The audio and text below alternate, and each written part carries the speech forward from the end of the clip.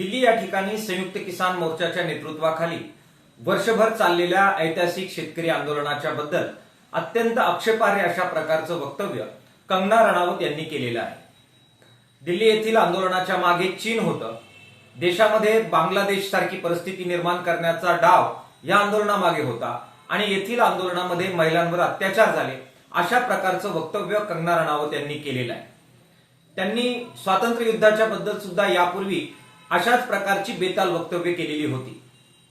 संबंध शेतकरी आंदोलन आणि स्वातंत्र्य युद्ध बदनाम करण्याचा डाव काही शक्ती सातत्यपूर्ण आखतायत, त्या रणनीतीचा भाग म्हणून ही वक्तव्य अशा प्रकारच्या माणसांच्या तोंडी घातली जात आहेत, ज्या शक्ती कंगना रणावतच्या मागे आहेत आणि अशा प्रकारचं षडयंत्र रचतायत। त्यांचा बंदोबस्त करण्याची भूमिका शेतकरी आंदोलनाला घ्यावी लागेल। आगामी काळात शेतकरी आंदोलन या दृष्टिकोनातून प्रयत्न करेल। कंगना रणावतच्या अशा प्रकारच्या वक्तव्याचा मी जाहीर शब्दामध्ये निषेध करतो, धिक्कार करतो।